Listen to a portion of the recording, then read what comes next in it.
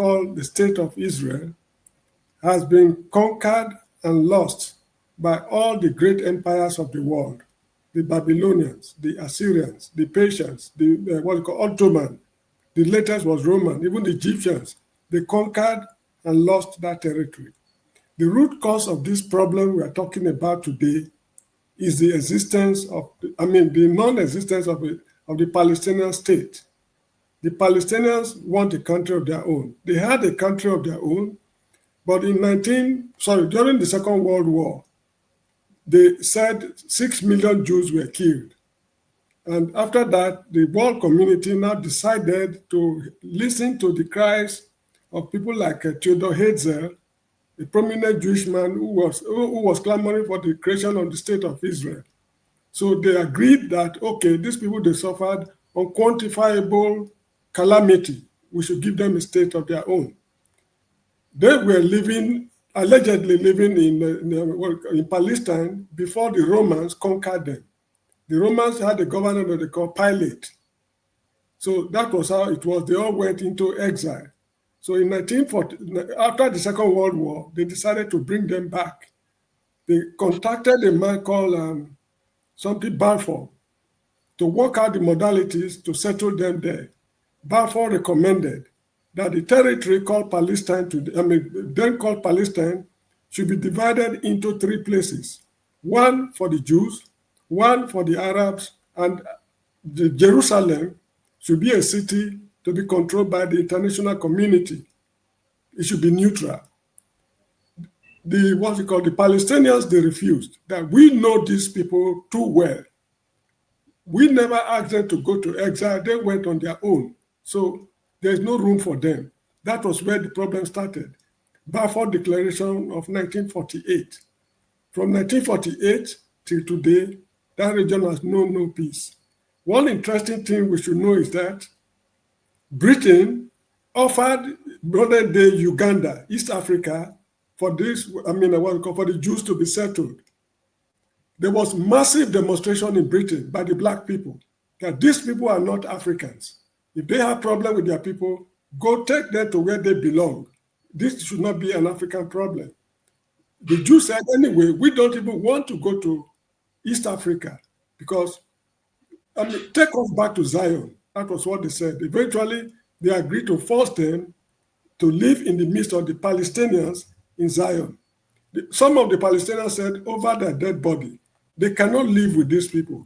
They voluntarily went into exile.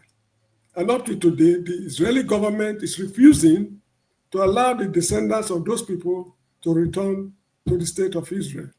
Some remain. These are now the Arab Jews living in the state of Israel. So that is that. So this push and pull started right from the ancient days till now. The question now is this. The Iranians have taken it as a responsibility to give the Palestinians, a state of their own. While the Jews were in exile, it was not the Palestinians who killed 6 million Jews. It was Adolf Hitler, a German. The death of those people has nothing to do with the Palestinians. So if you've been in exile, you want to come back, you just have to learn to live with the people you met in the state of Israel. So the Iranians, under Shah Pahlavi, sorry, am I right? No. Ayatollah Khomeini returned from exile in 1969. They resolved that it is their responsibility to give those people a state of their own, maybe because of the religious affinity. And one thing we should not forget is that the USA, the way they've conducted their activities in that region is highly questionable.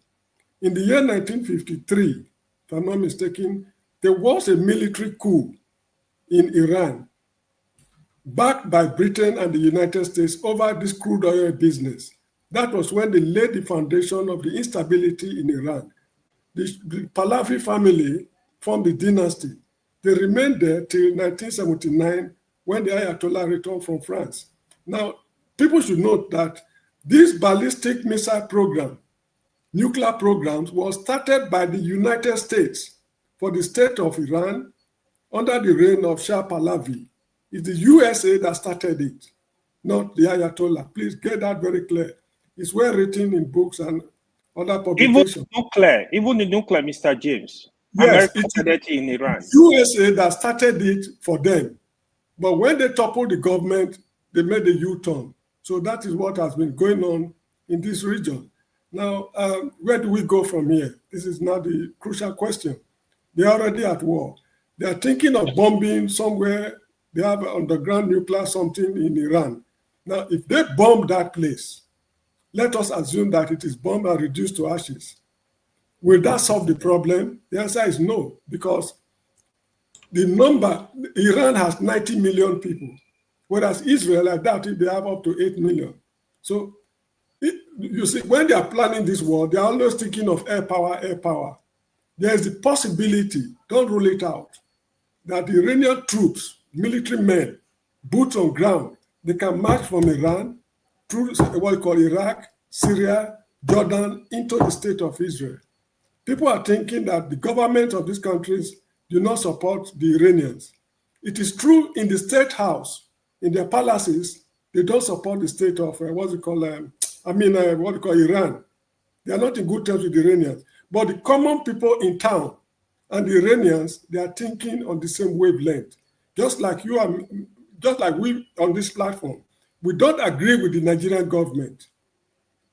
But if the country is to be invaded today, don't be surprised that there are Nigerian ethnic groups that will assist the invaders to overrun Nigeria. I'm not saying it should happen, but I'm telling you what is likely to happen. So if they move troops from Iran by road to the state of Israel, they will receive formidable assistance. And lastly, this country called Iran is a country to be feared. They have never been conquered to the best of my knowledge, if I'm not mistaken. Now, in the 80s, they fought a very terrible war, genocidal war with the state of Iraq. Iraq was backed by all Western countries, all Arab countries. They pulled their resources together to fight Iran. The war ended in a stalemate. No winner, no loser. So there are no pushovers. If they are saying that they have killed XYZ number of generals, they have surplus generals. Their nuclear scientists are so many. And lastly, please let me say something.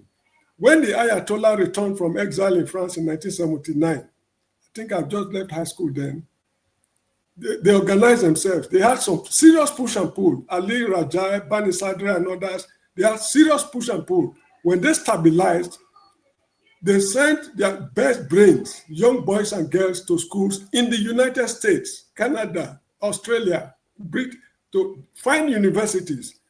These nuclear scientists they are talking about, they were all trained by the Westerners. So when majority of them returned, some refused to go back. This lady they call Christiana Amanpour is one of them. They sent out to study. When she finished her studies, she refused to go back. She's an Iranian by birth.